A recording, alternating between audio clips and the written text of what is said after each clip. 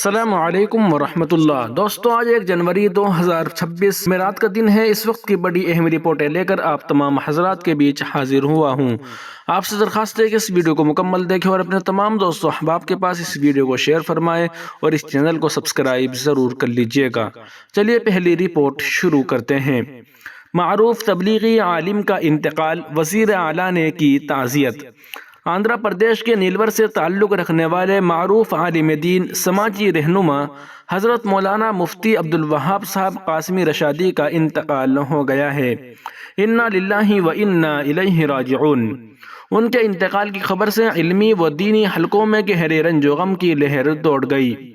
مرحوم نے اپنی زندگی کے 60 برس سے زائد عرصے کو اسلامی تعلیم، قرآن و حدیث کی تدریس اور جامعہ نور الہدیٰ مدرسے کی خدمت کے لیے وقف رکھا۔ وہ 50 برس تک آندھرا پردیش میں تبلیغی جماعت کے صدر رہے ہیں، جبکہ 2008 سے آندھرا پردیش جمعیت علماء کے اعزازی صدر کی حیثیت سے بھی خدمات انجام دیتے رہے ہیں۔ عربی ادب، فقہ، حدیث اور دیگر اسلامی علوم پر انہیں گہری دسترس حاصل تھی اور دین کے ساتھ ساتھ سماجی میدان میں بھی ان کی خدمات قابل قدر رہی ہیں۔ مرحوم کے انتقال پر علماء، دانشوروں اور مختلف سماجی حلقوں نے گہرے دکھ کا اظہار کیا ہے اور اسے ملت کے لیے ناقابل تلافی نقصان قرار دیا ہے۔ آندھرا پردیش کے چیف منسٹر چندرا بابو نائیڈو نے تعزیتی پیغام میں مرحوم کی دینی، تعلیمی اور سماجی خدمات کو خراج عقیدت پیش کرتے ہوئے اللہ تعالیٰ سے دعا کی ہے کہ وہ مرحوم کی مغفرت فرمائے، ان کے درجات بلند کرے اور پسماندگان کو صبر جمیل عطا کرے۔ آمین ثم آمین یا رب العالمین۔ وہیں دوسری جانب مہاراشٹر کی عظیم دینی درسگاہ جامعہ اسلامیہ اشاعت العلوم عکل کنواں کی پکار۔ برادران ملت، جیسا کہ آپ لوگ جانتے ہیں کہ پچھلے کچھ دنوں سے جامعہ اسلامیہ اشاعت العلوم عکل کنواں ضلع نندربار شدید بحران کا شکار ہے۔ حکومتی جانچ ایجنسیوں کی جانب سے تمام بینک کھاتے سیل کر دیے گئے ہیں۔ طلباء کے خوراک کا شدید مسئلہ درپیش ہے۔ جامعہ کے ذمہ داران کی ایما پر انشاءاللہ جمعیت علماء مولانا ارشد مدنی دھولیہ کی جانب سے بروز جمعہ 2 جنوری 2026 دھولیہ شہر کی تمام مساجد میں اجتماعی چندہ نیز انفرادی چندہ جمع کیا جائے گا۔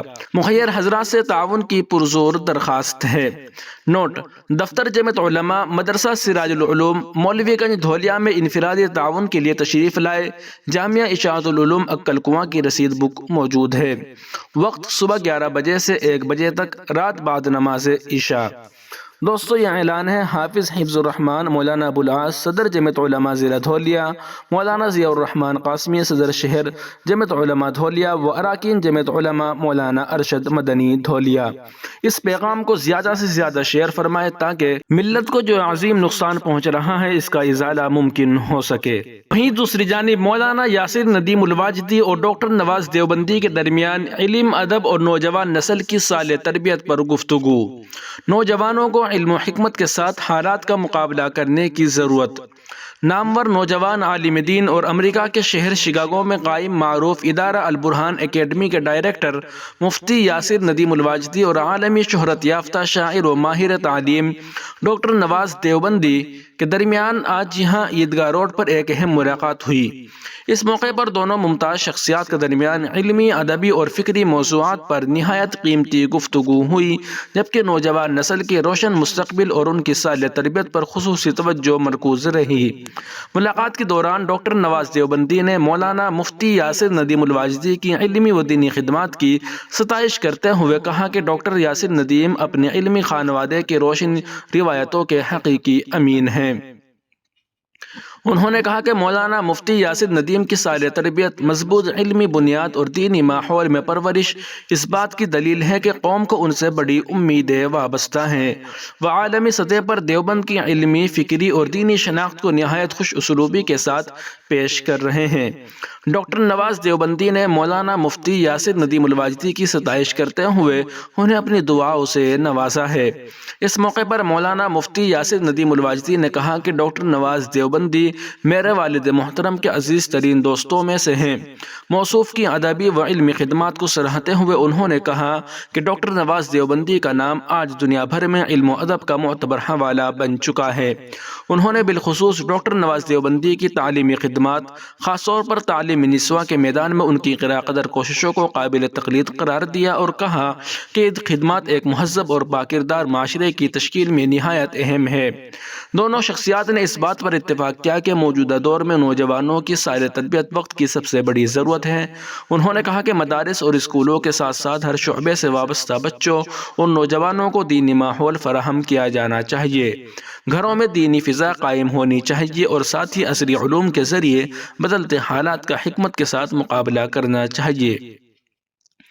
انہوں نے کہا کہ تعلیم ہی وہ مؤثر ہتھیار ہے جس کے ذریعے معاشرے کی اصلاح اور دنیا میں مثبت تبدیلی لائی جا سکتی ہے۔ انہوں نے نوجوانوں سے لہو لعب ترک کر کے دین اسلام کی نشر و اشاعت اور صالح سماج کی تشکیل میں اہم رول ادا کرنے کی اپیل کی ہے۔ وہیں آخر میں اس اہم رپورٹ کو بھی سنتے چلے۔ ندوی اور قاسمی ایک فکری و اخلاقی اپیل۔ اصولی طور پر ہم ان مباحث سے ہمیشہ کنارہ کشی اختیار کرتے آئے ہیں جن میں شخصیات، ادارے یا مسالک نشانے پر آ جائے۔ ہمارا مزاج خاموشی، تحمل اور خیرخواہی کا رہا ہے اور ہم آج بھی یہی سمجھتے ہیں کہ اختلاف ہو تو شائستگی کے ساتھ اور اصلاح ہو تو حکمت کے ساتھ۔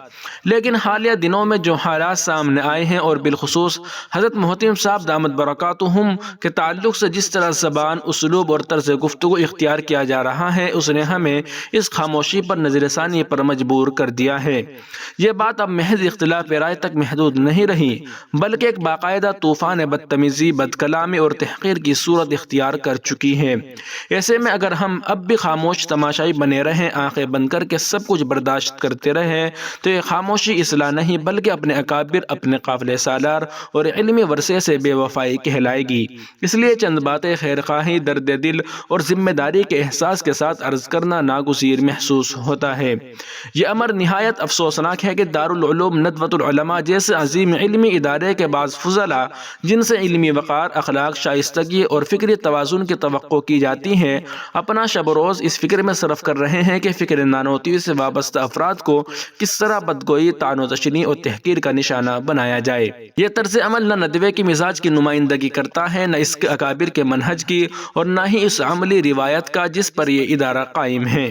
یہاں چند بنیادی اور سنجیدہ سوالات ہیں جو کسی ایک فرد یا ادارے کے نہیں بلکہ پوری امت کے ضمیر سے متعلق ہے۔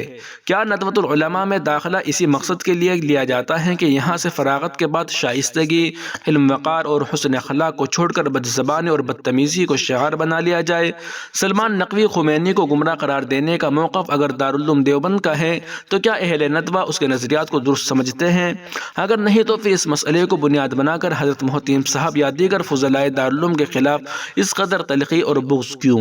اور اگر واقعی اس مسئلے پر کسی کے دل میں عناد پیدا ہو گیا ہے تو یہ کیا اکابرین ندوہ اس سے بے خبر ہیں؟ کیا یہ مناسب نہیں تھا کہ اختلاف کو علمی، باوقار اور داخلی سطح پر رکھا جاتا ہے؟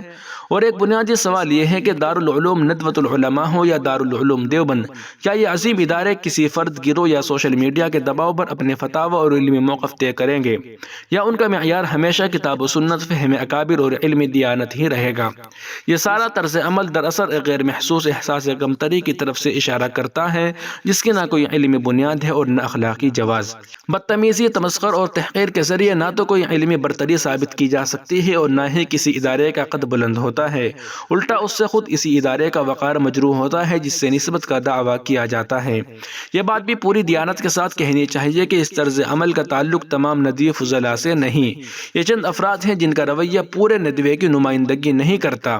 اسی طرح یہ بھی حقیقت ہے کہ یہ رویہ صرف ایک جانب محدود نہیں، کچھ قاسمی نسبت رکھنے والے افراد میں بھی ایسی مثالیں مل جاتی ہیں، لیکن چونکہ حالیہ منظرنامے میں ندوے سے منسوب چند افراد کی طرف سے یہ روش زیادہ نمایاں ہو کر سامنے آئی ہے، اس لیے اس پہلو کی اصلاح فوری طور پر ضروری محسوس ہوتی ہے۔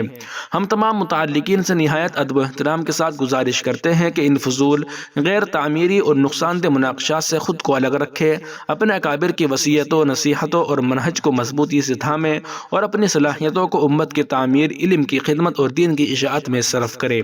ایک اہم غلط فہمی کی اصلاح بھی وقت کی ضرورت ہے۔ کچھ سادہ لوگ مسلمان علماء دیوبند سے صرف دارالعلوم دیوبند کے فارغ التحصیل علماء کو مراد لیتے لیتے ہیں، حالانکہ حقیقت یہ ہے کہ علماء دیوبند ایک فکر، ایک منہج اور ایک علمی روایت کا نام ہے، نہ کہ محض ایک ادارے کی صنعت کا۔ جب اس طرح کے غیر ذمہ دارانہ حرکات سامنے آتے ہیں تو یہ غلط فہمی مزید مضبوط ہو جاتی ہے، جس کا نقصان پوری دینی فضا کو ہوتا ہے۔ کیا اکابرین ندوہ علماء دیوبند میں شامل نہیں؟ کیا ان کی فکر، ان کا منہج اور ان کی علمی خدمات اس نسبت سے باہر ہے؟